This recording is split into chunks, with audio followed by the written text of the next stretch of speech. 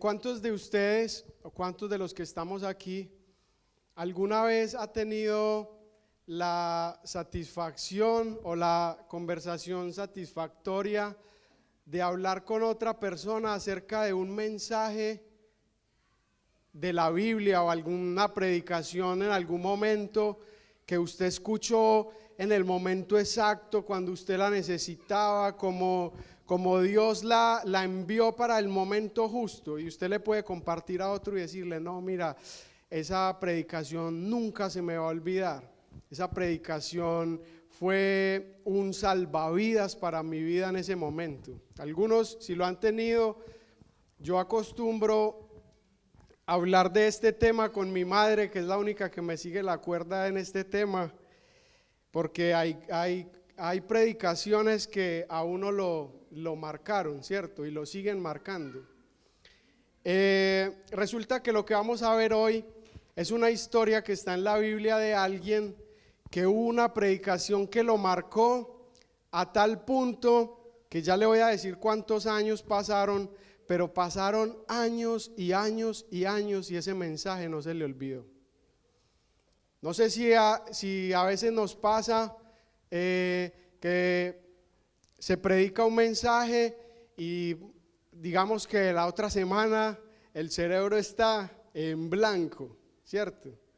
Y resulta que esta persona de la que vamos a hablar, para el momento en el que estaba recordando ese mensaje, habían pasado más o menos 85 años de haber escuchado esa predicación y se acordaba como si fuera ayer. Y nosotros, en la edad que nosotros tenemos, a veces se nos olvidan unas cosas. Los que tienen gafas, me ha tocado ver buscando las gafas y con ellas puestas. ¿Dónde tengo las gafas? ¿Dónde las tengo? No las encuentro y aparecieron de manera milagrosa. O las llaves, ¿cierto? O sea, se nos olvidan cosas.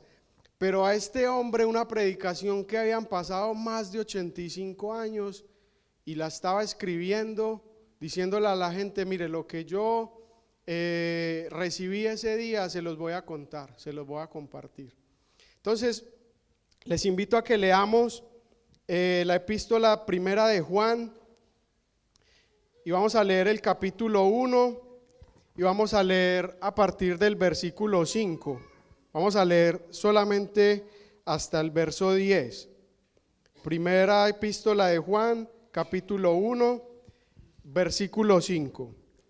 Leo la palabra de Dios en favor de todos nosotros y dice: este es el mensaje que hemos oído de él.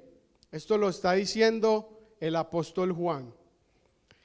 Y os anunciamos: Dios es luz y no hay ningunas tinieblas en él. Si decimos que tenemos comunión con él y andamos en tinieblas, mentimos y no practicamos la verdad. Pero si andamos en luz, como él está en luz, tenemos comunión unos con otros, y la sangre de Jesucristo su Hijo nos limpia de todo pecado. Si decimos que no tenemos pecado, nos engañamos a nosotros mismos y la verdad no está en nosotros. Si confesamos nuestros pecados, él es fiel y justo para perdonar nuestros pecados y limpiarnos de toda maldad. Si decimos que no hemos pecado, le hacemos a él mentiroso y su palabra no está en nosotros. Para exponer este mensaje yo necesito que tengamos la imaginación despierta, porque nos vamos a imaginar que el apóstol Juan está en la predicación en vivo de lo que nos está contando. Es decir, nos vamos a imaginar que están los 12 apóstoles con el Señor Jesucristo y llegan a un lugar, cierran la puerta, ya están en un espacio de intimidad, no está la gente que sigue a Jesús por los milagros, por el alimento, esa gente se quedó afuera y ya están los discípulos. Entonces, lo que Juan nos va a decir es: yo les voy a compartir un mensaje que yo recibí de él, que los discípulos, los apóstoles, estuvimos en primera fila ese día. sea, imagínense, yo no sé si usted en algún momento con alguna predicación de alguna persona, algún instrumento de Dios, usted ha sentido ese mover del Espíritu en su vida que usted dice, esto es palabra de Dios. Ahora imagínense, el predicador es el Señor Jesucristo y los oyentes son los apóstoles. Entonces, Él empieza a decirnos, mire, yo estaba ahí cuando el Señor Jesucristo empezó a hablar.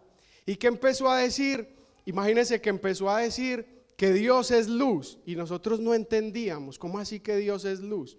Entonces le preguntamos, o sea que Dios es un destello así como lo muestran en las películas, y no, Dios no es eso, simplemente eso es una figura retórica para decirnos que Dios es bueno, que Dios es fiel, que en Dios no hay trampas, que Dios no tiene nada que ocultarnos a sus hijos. Eso significa que Dios es luz, pero también dice que los que viven para Dios, dice que Dios no tiene ningunas tinieblas, o sea, que Dios no tiene nada que ocultar, que en Dios no hay nada oscuro que nosotros en algún momento podamos descubrir y decir, y yo que pensaba que Dios era tan bueno, nunca va a pasar eso. Entonces el apóstol dice, mire, Jesús empezó a decirnos eso y yo creí que ese mensaje iba a ser la maravilla, solamente diciéndonos las maravillas y las grandezas de Dios, pero resulta que cuando Él empieza a hablarnos del carácter de Dios y nos empieza a decir que Dios es una persona íntegra, por eso dice que Dios es luz, y lo diferencia de las tinieblas, que dice que Dios es santo, que es recto, que es honesto. Después nos presenta el otro panorama y nos dice, en Dios no hay oscuridad. Y cuando ellos estaban así expectantes a ver qué maravillas les iba a decir Dios acerca de eso, Jesús los mira a todos a la cara, se queda mirándolos, a Pedro, a Juan, a Jacobo, a Mateo, y llega y les dice, ustedes le dicen a la gente, como dice en el versículo 6, si decimos que tenemos comunión con Él y andamos en tinieblas, mentimos y no practicamos la verdad. Él se queda mirándolos a los ojos y les dice, ustedes que están diciendo afuera, ustedes dicen que son mis discípulos. Entonces él, sí, nosotros decimos que somos sus discípulos. Mateo, usted dice que usted es mi discípulo en la calle, usted se llena la boca diciendo que usted es seguidor mío. Sí, Señor, sí, yo lo digo. Y Tomás, a veces lo digo, a veces no, cuando me conviene. Entonces, mirándolos a la cara les dice, ustedes están llenando la boca diciendo que son mis discípulos, que son mis seguidores, pero resulta que un seguidor mío se le tiene que notar que es seguidor mío, porque si no ustedes me están haciendo quedar a mí, que soy el maestro, como un mentiroso. Recuerde que estamos en ese evento, llévese las palabras que estamos viviendo en esa predicación de intimidad donde está Jesús con sus discípulos. Y entonces Él les está diciendo, mire, Dios es luz, yo soy Dios, yo vine a traerles el mensaje. Ustedes se llenan la boca afuera diciendo, yo soy seguidor de Jesús, solamente escogió 12 y de toda esa multitud que lo sigue, solamente somos nosotros los poquitos y yo soy un privilegiado de eso. Pero Él les dice, pero ustedes están viviendo el mensaje de la luz, porque si no, entonces me están haciendo quedar mal a mí allá afuera. La gente los está viendo llenarse la boca de decir eso, pero su actuar no corresponde con eso que están diciendo. A un discípulo de Jesús se le debe notar. Entonces les dice, si ustedes todavía viven en tinieblas, si ustedes todavía viven como vive la gente que está afuera, detrás de esa puerta, esperando que yo salga para hacerles milagros, que no conocen a Dios, esas personas que están en tinieblas, pero no se les nota, a ustedes no se les nota que ustedes andan conmigo, a ustedes no se les nota que ustedes reciben el mensaje directamente de Dios. O sea, es que Jesús escogió a ese rebaño pequeño para darles una palabra especial que no le daba a la gente de afuera. Entonces Él les está diciendo, ¿cómo es posible que yo a ustedes les entregue el mensaje de la luz y sin embargo ustedes viven como la gente de afuera, la gente que vive en oscuridad, la gente que no me conoce? Entonces ese mensaje empezó a ser como una paliza, como que, uy, Señor, ¿cómo así que nosotros decimos que somos y no somos? ¿Usted por qué está diciendo eso? Resulta que el Señor, dice el mismo apóstol Juan, pero escribiendo en Apocalipsis, dice que los ojos de Dios son como llama de fuego. O sea que Él, cuando estaba diciéndoles esa palabra a ellos, Él estaba mirando al interior de ese corazón y estaba diciendo, ¿sabe qué? Ustedes están diciendo algo, pero están actuando de otra manera. Ustedes dicen, yo soy discípulo de Jesús, el maestro me escogió, yo me escucho las prédicas más escogidas, más selectivas de Jesús, pero ustedes están viviendo en tinieblas como vivían las personas o como viven los que no me conocen. Ya se puso seria la predicación. Entonces resulta que Jesús continúa diciéndoles, les dice, en el versículo 7 dice, si andamos en luz como Él está en luz, tenemos comunión unos con otros, y la sangre de Jesucristo su Hijo nos limpia de todo pecado. Entonces Él les dice, mire, una evidencia de que ustedes están andando conmigo es que ustedes tengan comunión unos con otros, es que ustedes se puedan entender entre ustedes. Y no faltó el que se levanta Judas y se va al baño y uno de los 12 dice, Señor, ¿y a Judas también me lo tengo que aguantar? Sí, a Judas también. Porque claro, hay personas que son difíciles de soportar, pero la Biblia dice que hay que soportarlos.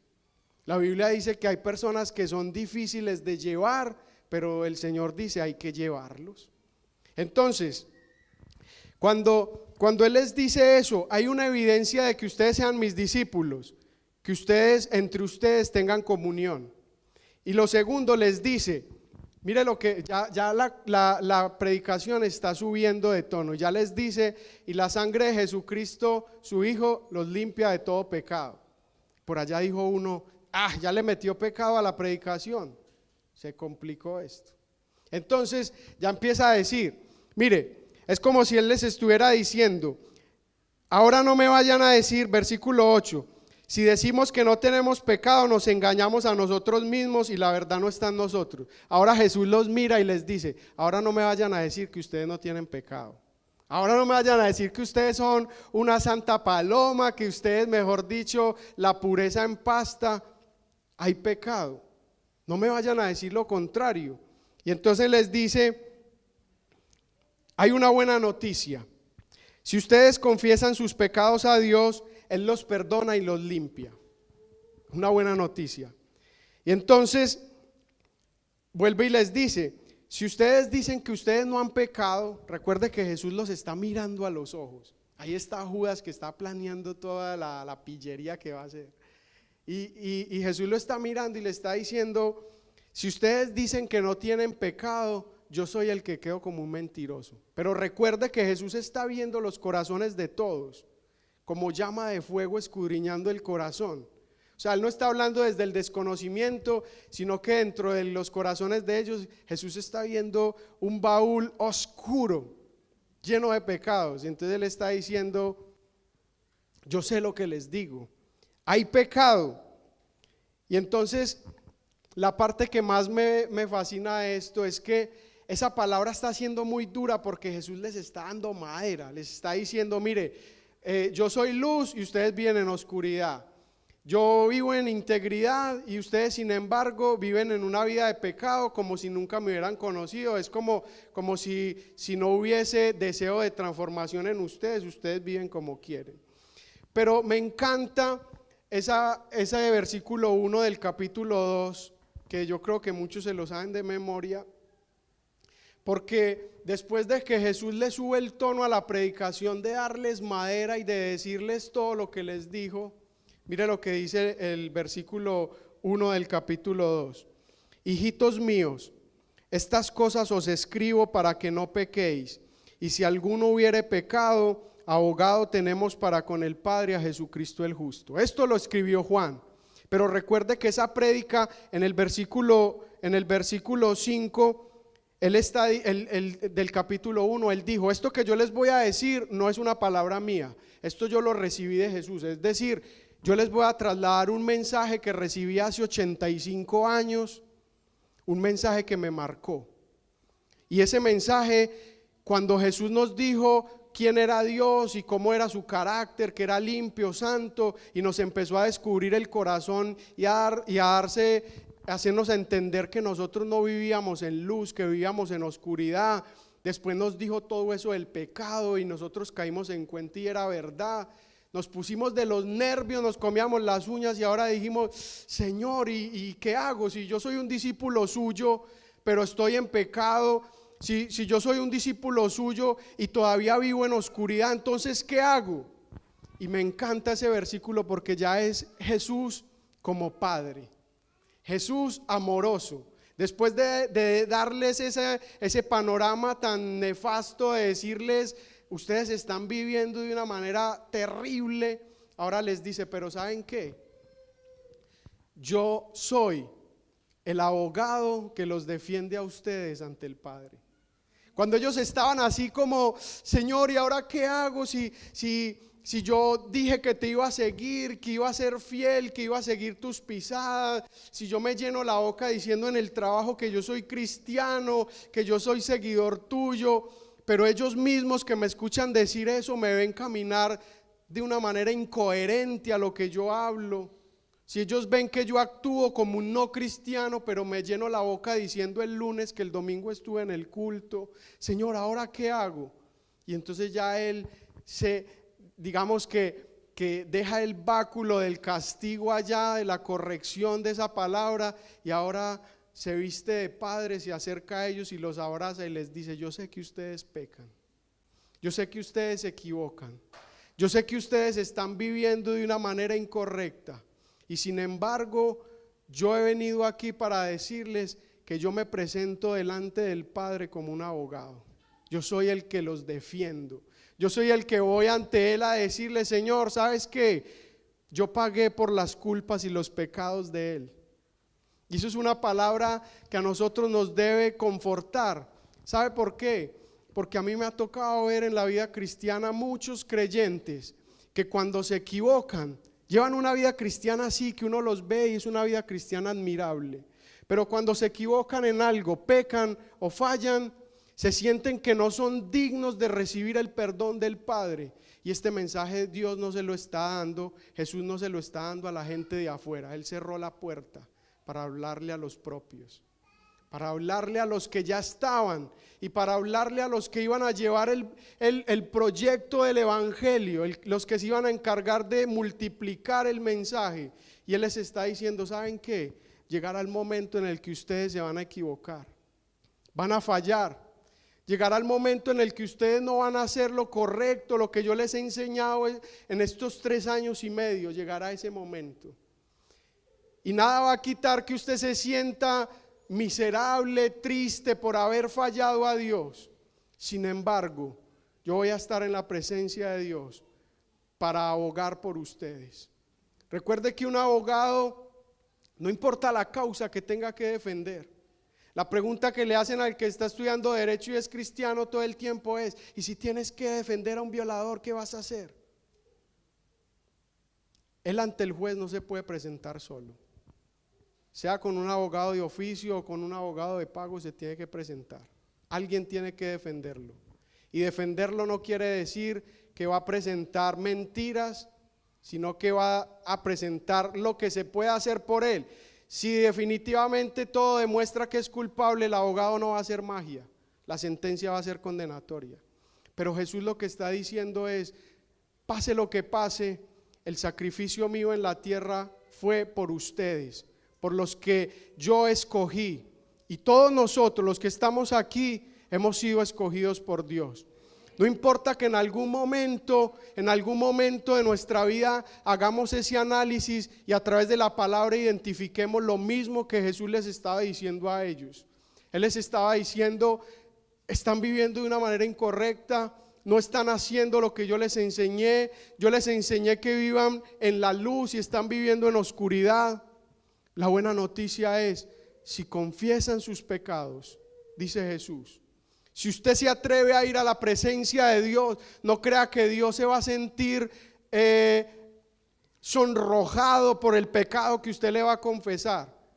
No crea que Dios se va a sentir como que, uy, bueno, iba a decir un nombre, pero de pronto decimos a alguien de que nos esté viendo o algo. Iba a decir cualquier nombre, Pepito Pérez. Uy, Pepito Pérez, pero ¿cómo así que usted está cometiendo ese tipo de pecados? Yo no le conocía a él. Dios no se va a sonrojar por eso. Lo que sea que nosotros vamos a la presencia de Dios, le digamos, Señor, mire, me equivoqué, fallé. Pero la idea que está transmitiendo Jesús es, yo no quiero que mis seguidores, yo no quiero que mis discípulos vivan en una condición de decir, yo soy cristiano, pero tienen en el cofre de su corazón oscuridad. Todavía reina las tinieblas. No, la llave es la confesión. Ir a la presencia de Dios y decirle, Señor, pequé, fallé, me equivoqué. Y la garantía más maravillosa que hay es que Jesús está delante del Padre diciéndole, Padre, ese pecado que está confesando esa persona, yo ya pagué por ese pecado en la cruz del Calvario. Entonces, cuando Dios recibe esa palabra de Jesús como abogado por nosotros, entonces Él nos mira como hombres y mujeres justos, limpios, sin pecado, no tienen deuda. Él está diciéndole al Padre, Padre, no tiene deuda, Padre, está limpio. Pero no limpio porque yo simplemente dije, no, limpio porque Él pagó y yo confié. Yo confesé delante de Él y dije, Señor, yo te entrego esto. Entonces, esta palabra para mí es una palabra que libera, porque hay mucho cristiano que predica o cree que el evangelio de salvación es para la gente de afuera. Pero nosotros tenemos que predicarnos el evangelio de salvación y de arrepentimiento a nosotros mismos con el pasar de los años. A medida que van pasando los años, a veces hay mucho cristiano que siente que ya no hay perdón para él, que siente que ya se acabó, porque como dice el apóstol Pablo, si pisoteamos la sangre de Cristo, entonces ya no hay más sacrificio, y eso es verdad, pero se está refiriendo a aquella persona que está pecando deliberadamente y tiene una vida de un presente continuo de pecado, pecado tras pecado, y sabe cuál es el mensaje, pero no le importa. Pero aquí está hablando es de aquel discípulo que identifica su falta y su error y va a la presencia de Dios en intimidad y le dice, Señor, perdóname. Señor, yo no quiero vivir en oscuridad, yo quiero vivir en tu luz. Y entonces cuando esa persona hace eso, él está allá arriba diciendo, Padre, no hay condenación para él. La condenación que él merecía o que ella merecía, yo ya la pagué en la cruz del Calvario. Amén. Colóquese en pie y vamos a darle gracias a Dios. Señor, gracias te damos por esta palabra, gracias por hablar a mi vida. Gracias porque durante mucho tiempo, Señor, hemos tenido que ver y escuchar el testimonio de personas que se apartan de ti porque creyeron que el día que se equivocaron no había retorno, no había perdón para él. Porque muchos años caminaron en ti, muchos años hicieron, sirvieron, vivieron para ti, pero un día cometieron un error, tal vez un error grave, tal vez un pecado bochornoso, y creyeron que por ese pecado bochornoso el Padre se iba a avergonzar de ellos o los negaría. Pero tu palabra me enseña que a ti nada te toma por sorpresa, que tú, Señor, ya sabes el proceder de tus hijos, y tú sabes que en algún momento de nuestra vida podremos fallar, nos equivocaremos, luchamos contra eso cada día, nos acercamos a ti para que no ocurra. pero tu palabra nos enseña el día que caigamos de la luz a la oscuridad. El día que pasemos, Señor, el tránsito amargo de sufrir por el pecado, por la falla, por la tacha, por la inmundicia. Ese día tu palabra me enseña que tú estás como el mejor de los abogados en el mundo, delante del juez de toda la tierra, para decirnos: ese hombre o esa mujer ya me confesó su pecado, ya vino de rodillas arrepentido, y su arrepentimiento es un arrepentimiento de corazón, y yo lo he escuchado, y yo he pagado por ese pecado en la cruz. Padre, ese hombre o esa mujer no merece que sea condenado. Ese hombre o esa mujer es un hombre justo, es una mujer justa. Es un hombre que está limpio porque yo ya lo limpié con mi sangre. Yo derramé mi sangre en la cruz del Calvario por él y por ella. Y cada gota de mi sangre que derramé en esa cruz fue para limpiar cada uno de sus pecados, pasados, presentes y futuros. Iglesia de Dios, tenemos un Padre que nos conoce. Tenemos un Padre que mira lo profundo de nuestros corazones. No tenemos que presentarnos delante de Él como que somos una santa paloma, como que nosotros nunca nos equivocamos, como que nosotros nunca cometemos errores. Él sabe quiénes somos en la intimidad. Él sabe quiénes somos cuando cerramos la puerta de nuestra casa. Él sabe quiénes somos cuando nadie nos ve, y sin embargo, escucha, iglesia, y sin embargo nos ama. Nos ama con amor eterno. Nos ama de tal manera que nunca ha perdido ese título de abogado. Ese título lo tiene presente cada día. Cada día que tú vas a su presencia y le dices: Señor, perdóname porque me equivoqué, Él se acuerda y va ante el Padre para decirle: declara inocente a esa persona, declara inocente a mi hijo, porque yo ya pagué su culpa y su pecado. Señor, gracias te damos en esta noche. Dele gracias a Dios. Dele gracias porque Él es bueno. Dele gracias porque su corazón es un corazón que se inflama de amor por sus hijos. Es un corazón que se inflama de compasión por aquel que viene a su presencia en rendición, en humillación, en arrepentimiento. Padre, te damos gracias en esta noche. Gracias porque tú eres bueno, Señor, porque para siempre es tu misericordia. Gracias, Señor.